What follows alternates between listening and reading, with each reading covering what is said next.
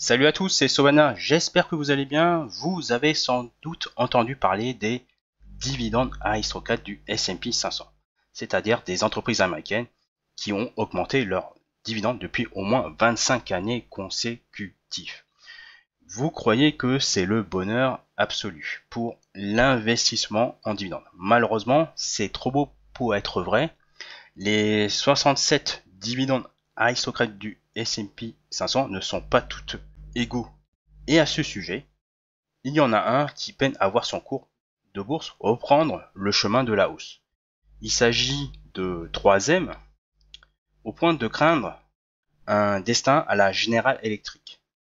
Très rapidement, 3M c'est un conglomérat industriel qui avait ébloui dans le passé les marchés financiers par son business, par son modèle d'affaires multitâche.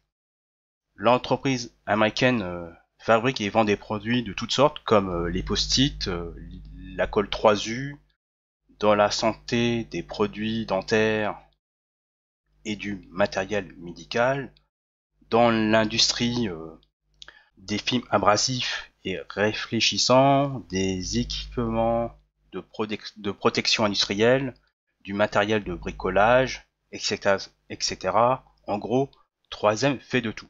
Mais sur chaque marché où 3M est positionné, il y avait toujours une forte concurrence. Jusqu'à présent, 3M a toujours augmenté son dividende depuis au moins 64 années consécutives.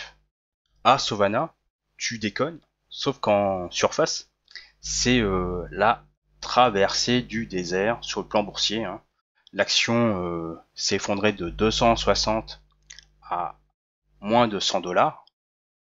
5 ans plus tard, il y a de quoi se poser la question sur la possibilité d'une réduction du dividende, voire d'une suppression. Pourtant, je constate que des twittos européens, plus particulièrement en Allemagne et en Espagne, bombent leur torse en achetant à tour de bras des titres 3M sous prétexte que c'est une action value de belle qualité intrinsèque. Si le P/E ratio reste à un niveau confortable, c'est-à-dire sous la zone des 70-80%, la croissance de son chiffre d'affaires et de ses bénéfices laisse à désirer. Donc sur les 5 à 10 dernières années, le chiffre d'affaires c'est pas terrible. Sur les bénéfices, c'est 2 à 6%, c'est dans les normes de la croissance mondiale. Et si on prend en compte la dilution à travers les rachats d'actions, on va dire que c'est pas attractif par rapport à ses concurrents. Mais ce qui m'inquiète le plus, c'est surtout la faible croissance de son dividende. Donc dans dividende grosse, on voit que d'une année sur l'autre, elle est de moins 1%. Et si on regarde dans les détails, moins de 1%, moins de 1%, 2% sur les 3 dernières années. Donc il y a de quoi se poser encore la question. Je me suis dit, c'est pas normal.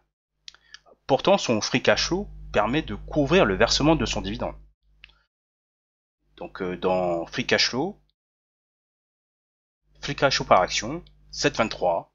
Le dividende, il est de 6 dollars par action. Je me dis, tout va bien. Mais en creusant le sujet, 3M est toujours en litige sur les bouchons à oreille avec le Pentagone. Il y a environ 230 000 poursuites judiciaires en cours. Les investisseurs craignent que l'amende totale mettrait en péril son dividende. Vous avez en projection 3,9 milliards de free cash flow. Donc en divisant le cash flow opérationnel moins les capex. Et en dividende, vous avez environ 3,3 milliards de dollars. Supposons que ça se règle par une amende de 1 milliard de dollars ou plus, la messe est dite. 3M serait dans l'obligation d'émettre de la dette pour financer son dividende et voir sa dette sur EBITDA augmenter. Peut-être que cette mauvaise nouvelle est déjà intégrée dans les cours, mais je ne suis pas certain à ce sujet. Si par malheur l'entreprise ne parvient pas à renouer sensiblement avec la croissance des bénéfices, je considérais que troisième risquerait d'être une value trap, et donc une dividende aristocrate du S&P 500 qui serait à la dérive. Et si je devais enfoncer le clou, il suffit de regarder l'évolution du ROIC, qui est inquiétante. Alors en 2022, d'après mes calculs, il n'est pas de moins 0,5, il est entre 14 et 16%. Mais ça reste en contraction sur les 5 à 10 dernières années. Et ça inquiète beaucoup aussi également les investisseurs, de voir que il y a une mauvaise gestion du capital ces dernières années. Ce qui explique malheureusement l'effondrement de son cours de bourse. Voilà, nous arrivons au terme de cette vidéo. En toute franchise, je n'irai pas m'aventurer sur 3M, tant que ses fondamentaux intrinsèques ne s'améliorent pas de sitôt, et elle ne résout pas son litige avec le Pentagone sous les bouchons à oreilles.